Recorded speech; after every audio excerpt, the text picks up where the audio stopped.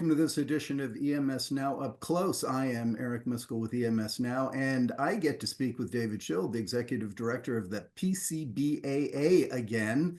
David, welcome. Last time we spoke was October 2024. And it's been a quiet 4 or 5 months since then, hasn't it, Eric? It really has, hasn't it? Now, I look back at that just in advance of this. I thought, man, because I mean, like I was saying before we started, you're certainly more of a Washington insider than I ever have been, but lots has changed there. And I've seen your posts indicating that you've been out kind of pounding the pavement and walking the halls, kind of, doing your educating, advocating, and legislating mission, right? So give us an overview, top level. Yeah, there is a lot of change going on in Washington right now. Trump 47 is different than Trump 45. And certainly, on the one hand, we are watching this change, and you see it in trade policy, and you see it in the way markets are reacting.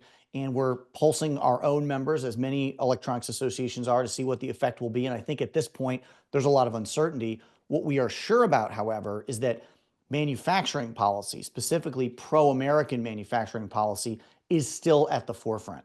It is on the lips of folks in the Trump administration. It is on the lips of both Democrats and Republicans in the House and the Senate.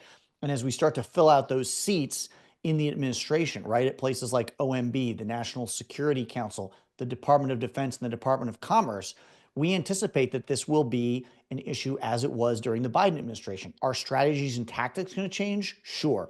But is there going to be an abandonment of this idea that we are competing on the global stage and America needs to make more of the technologies that we depend on here at home? No, I don't think that's gone away at all. Yeah. So let's talk about kind of taxes and tariffs then, right? Obviously, tariffs especially are the big topic, and it seems to change day to day. What's your Yeah. sense?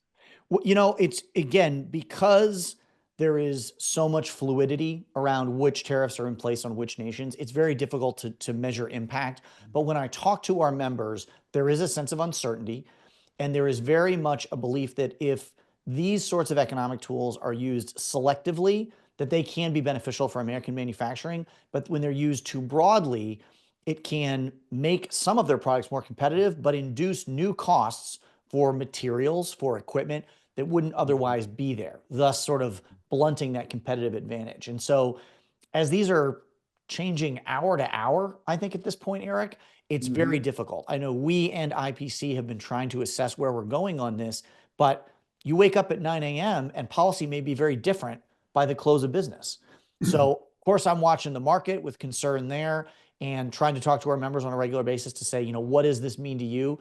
I think from a raw materials perspective, there is an agreement that that's a concern, right? If the cost of raw materials go up, obviously manufacturers feel that. And then again, I'm hearing on tooling and equipment, hey, we import a lot of this stuff. It's necessary for us to do this job and run these factories in the United States. Let's see where we're going on that. Once we can better measure the impact, we will be in a better position, I think, to go to Congress and the administration and say, okay, maybe there is some selective relief that can be offered here. Maybe there are some places that we can tinker with this formula. You've already seen that with the automotive industry, right? That was one of the first places where an immediate pushback sort of led to an adjustment. We are not there yet because it's just too soon, as I talk to our companies, for them to assess the impact. Yeah. So one of the big drivers behind this, and yours, and you referenced it often in our previous, is the CHIPS Act, right? And then, so we have that's been in place, maybe under fire a bit currently with the current administration. But then we also have some new announcements here since January for some companies with more investment coming in. We mentioned earlier the TSMC one, and that included not just the semiconductor, but also the packaging, right? So how are you assessing these at this point? Well, we're encouraged by what Secretary Lutnick at the Commerce Department said during his confirmation hearings. He was very much, in those statements, a fan of the CHIPS Act and industrial policy. Again, I think we are going to see a move maybe away from carrots and towards sticks under the Trump administration, but that is not to say that we can't still have both. I think there's a place for incentives. We have been engaged with the Commerce Department this year. The challenge, Eric, is many of the seats between those who operate these programs and the man at the top of the pyramid, right, Secretary Lutnick, the Secretary of Commerce, are still open and are yet to be filled. As those positions are nominated, appointed, approved by the Senate, Then we will be meeting the folks, the sort of mid and upper level managers who are there to carry out policy. So it's not a great answer to say we don't know because we have an empty chair, but at the moment we do. And so, I'm hopeful that when those seats are filled, we will go in, we will introduce ourselves and say, we worked with your predecessors in a very productive way. We share the same goal, which is we want to grow American manufacturing. We want to increase microelectronics capacity domestically. I will say, I don't think whether it's the Democrats or the Republicans, they view the economic environment differently. Now, there are different strategies about how they should react, but is China a serious global competitor when it comes to microelectronics manufacturing? Do we have single points of failure and weaknesses in the microelectronics manufacturing market here in the United States? Absolutely. There's an agreement on the problem. And if you start with an agreement on the problem, Eric, Yeah. how you solve it, well, that becomes what you debate and tussle over in Washington, D.C. But you have a big problem if you don't agree on what the issue is. So I think we're on the same sheet of music there. And I'm eager to meet these new faces as they start to fill out these offices in Washington. Yeah, and that's what I respect of your work is, in the past, and I see you on LinkedIn quite a bit. You guys are out there pounding the pavements. Like I said at the beginning, you're walking the halls, you're getting to know and building relationships and developing momentum for the cause, right? And so kudos to you for, and I bet you that's challenging when everybody all of a sudden the music stops and everybody's looking for a chair, right? Yeah, look, Washington is an environment, and I say this to our members all the time, where everyone is elbowing for their bit of sunshine, their 15 minutes of fame and attention. I think if you look at the results, we've done very well since our founding in 2021. We've gone from 5 members to 68 members. We've seen the Defense Production Act invoked for PCBs. We have seen an increased focus on the Hill through the expenditure of Defense Production Act dollars through directed language that says to the Secretary of Defense via the Armed Services Committees, right? You shall prioritize investments in American made microelectronics. So even in a short amount of time, I am impressed with how far Washington has come. I was in DC last week, an example of where there's more awareness now in the academic community, right? I was at a forum hosted by the Ronald Reagan Institute focused on innovation and industrial based policy. So they put out a scorecard every year. Well, looking at that scorecard, right? One of the letter grades for manufacturing capacity and the strength of our industrial base was a D, right? They rated a D. And I'm sitting there with Senator Joni Ernst, a Republican, Representative Don Bacon, right? I'm sitting with folks on both sides of the aisle. There's a consensus, right? A consensus that we've got to do something about that letter grade. If we lack the industrial base necessary to support innovation and support a strong military and support American jobs, I don't see a political divide over the fact that we need to solve that problem, right? So in the media, in the academic community, and certainly on Capitol Hill and in the White House, there is, as we've talked about before, a recognition of the problem in Washington. But to go back to my original point, it's a competitive political environment. You can imagine the steel guys, the glass guys, the composite manufacturers, everybody that you can think of now is throwing sharp elbows to say, hey, Congress, hey, White House, pay attention to my issue. And so that's where when we fly executives in, when we partner up with IPC, when we engage in letter writing comments or commentary, right? These are the sorts of things where we continue to take a surround sound approach and be consistent and sustainable. I like to tell people we are going to be here in 5 years. We are going to be here in 10 years. We didn't exist in 2020, but 48 months in, we are growing. We have success to show for our efforts, and we're going to be here for the long haul, right? Regardless of who's in power in Congress, regardless of who sits at the White House, we're going to be there educating, advocating, and legislating for this industry. Yeah. And I appreciate your comment there about the Ronald Reagan Institute meeting you attended. I saw that online. I also noted another one with the Alliance for American Manufacturing. And as I see that, it makes me think that that's good. It's not just PCBAA doing it. It's not just within the government. There's industries, right? Industry associations, and there's probably others that you're doing that are involved in the discussion here, right? And focus on improving and advancing the American microelectronics manufacturing. So Right. as you see those, does that give you more confidence that change is underway? Yeah, I think, well, look, let me just start by saying we've got to build alliances, right? The Alliance for American Manufacturing, AAM, has been a tremendous partner for us. I am very encouraged by work coming out of the American Chemistry Council. I think we've had a very good working relationship with the National Association of Manufacturers, the Aerospace Industries Association. We've been in to see the U.S. Chamber of Commerce. All this is to say that if you touch manufacturing in some way, Mhm. we want to be allied with you. We want to certainly, run in parallel and not at cross purposes with you. And so, while those folks have their individual concerns, and they may not be the same concerns of Calumet or Summit or TTM, they want to see more factories. They want to see more engineering, manufacturing, production related jobs in the United States. And there's a whole community also, Eric, that's very focused on the national security results of these shortfalls, Mhm. because a lot of our members service our men and women in uniform through high technology sets.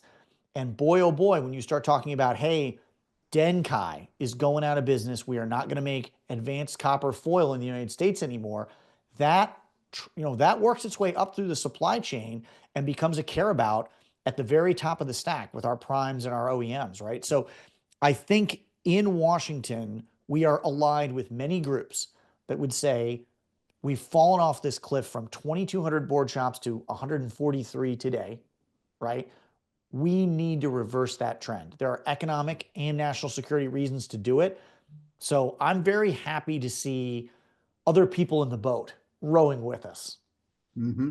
Yeah, and you're talking about the different alliances, and I did want to draw out, you mentioned them already, the alliance you have with the IPC, right? That you're working kind of hand in glove with them driving these initiatives, and they're a very powerful industry association to be allied with.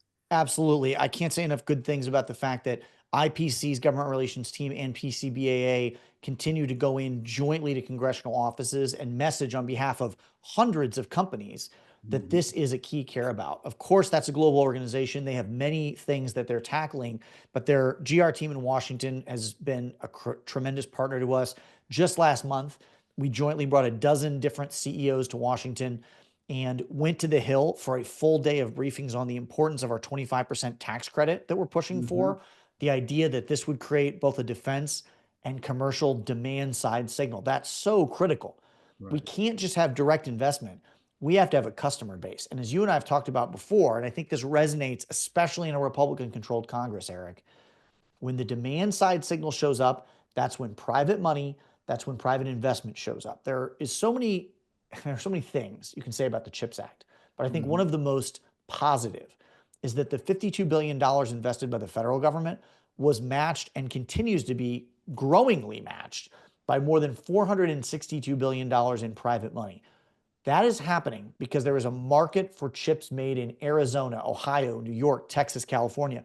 We need a market for printed circuit boards and IC substrates made in the 50 states, right? We need that market because then Wall Street, private equity goes, okay, now there's a sustainable business case. Right. Government provides the seed money, government creates a strong market, right? Through the Mhm. work that it does in Washington, and then the private sector takes over. That is the model that I think has worked with chips. It's the model that we want for the PCB and substrate industry. We're not there yet, and that's why we keep pushing for these policies.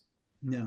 Now you mentioned there too here the your growth from you started with 5 members, you're at 68 now. You also have new OEM members. Kind of speak a little bit about what you've seen there. Yeah, absolutely. We were founded by 5 board shops in 2021. We've got 68 active members today, and that number continues to grow. Mhm. Really proud that it has become an ecosystem approach. So you see American Comet, you see folks in raw and refined materials communities, you see tooling suppliers, Burkle, Schmoll, ATG, Luther Meltzer. You see board shops, of course, of every size and scope. You see the assembly community, Microboard, STI. And now, just last week, we welcomed RTX. Most people will still know it as Raytheon as our first OEM member. That is a very big deal because, when a Javelin missile, right, ships out under that Raytheon banner, right, to do very important work around the world, it doesn't work without advanced microelectronics made by our members. And I think at the end of the supply chain, the OEMs understand the importance of a robust, trusted, and reliable supply chain for microelectronics. They depend on these technologies to make planes fly, ships float, tanks roll, however you want to say it. They Yep. depend on American-made microelectronics. So the OEM community, and it's really where I see a lot of growth for us in the coming weeks and months, is coming on board. And that's what you need. You need everything from a Mhm. raw material that comes out of the ground to a finished product, excluding chips, of course, because those guys, they have the SIA, they have SEMI, they have a very well organized and well funded effort out there. It's the rest of the stack, as we've talked about before, that needs representation because chips don't float. Yep, exactly. There it was. I love that line. People are using that globally too. It's great when I hear Sure. it. Listen, I also know that you have your annual meeting coming up here in June. Tell us about that. Where it's Yeah, at. absolutely. What's Well, I'm that? really excited here in a little more than 3 months that we're going to be in Washington, June 10th through the 12th for the fourth annual PCBAA annual meeting. I expect that we'll have between 40 and 60 executives in town. And it's a very full 2 days, right? A lot of meetings amongst industry leaders, but with folks from the White House, from the executive agencies, a lot of strategy about how we move forward in the current political environment, and a lot of briefings from the policymakers who are changing the world for us. And Right. then a day on Capitol Hill, directly advocating with the lawmakers who represent our facilities and our companies to say, hey, we've got legislation on the floor. We've got funding that needs to go through the Pentagon, through the Commerce Department, through the Department of Energy. This is something I encourage everyone to be a part of, Eric, for the following reason. Nobody tells your story better in Washington than you. And members of Congress, as much as they want to see my smiling face, they really want to meet with the men and women who build boards, who build substrates, who bring microelectronics to life, and who work, in states all across the country. Those are the best storytellers for our industry. They're the most compelling professionals that we have. So my hope is we will get the biggest possible contingent in Washington on Capitol Hill. And, based on the fact that we've grown that event every single year, I think this will be a new high watermark for us. That's excellent. That's excellent. Now, I also know that next week is, of course, IPC Apex out in Anaheim. You and I will both be there pounding the pavement. Anything on your agenda there, or what's up? I am there to soak it all up like a sponge. This will be my first Apex show. I think probably 2/3 of our members are going to be in attendance, and I'm primarily there to press the flesh and see them and say thank you for their support. I know there's going to be a panel focused on the defense industrial base that I'm going to sit in on. And of course, I am always trying to learn more about the industry and the ecosystem and the state of play. All of our members have been saying to me for years now, there's no better place to do that than Apex. So super grateful to our friends at IPC, for making us a part of that show and letting us walk the floor. And, I'm excited to see you. And it seems like everybody in microelectronics is going to be in Anaheim next week. Should be a good collection of folks. No, it really is. It is the big show every year, and what I'll encourage anybody watching who's seen some of these interviews before, if you see that face over there, David's walking the floor, stop, shake his hand, thank him for what he's doing in the industry. And also, if your company should be involved, it's a great opportunity to speak to David and to learn more about it firsthand. Yeah, building relationships is the key to our success here. And so I'm really looking forward to that show. And then, of course, as we move forward, we've got PCB East, PCB West shows that will be in attendance as well. Oh, You good. mentioned the annual meeting. And of course, it's not going to be too long here, Eric, before we see a new president's budget for fiscal year 26. We've got a lot of hurdles here to keep the government open, to Mhm. make sure that we follow whatever direction the White House is going to set in terms of microelectronics investments and funding. We're all sort of eagerly waiting to see what that budget looks like. And then we will begin that authorization and appropriation cycle that is so important, that happens annually, where we find and protect those dollars for our industry. So, when that cycle begins, we're going to be on the ground pretty aggressively in Washington, D.C. That's excellent. That's excellent. Well, I want to put it on your calendar to catch up in late June and hear how everything went to to get the update, because I think that's important. And by then, hopefully, some things have settled. Right, we're still in early first quarter, so to speak, right, of the new administration. Hopefully, things are a little more settled and predictable by then. I would not argue with calm weather and calm politics. We're either one to arrive anytime soon, but we will keep plugging away regardless of the weather. There you go. Good for you. Listen, appreciate these updates, appreciate your efforts and what PCBAA is doing for the industry here in the United States. I think it's an important mission you guys are chasing, and we're glad to help elevate it when we can. I appreciate the opportunity to talk to your audience and to spread the word about what we're doing. Thanks, Eric. Good. We'll see you next week. Absolutely. Take care.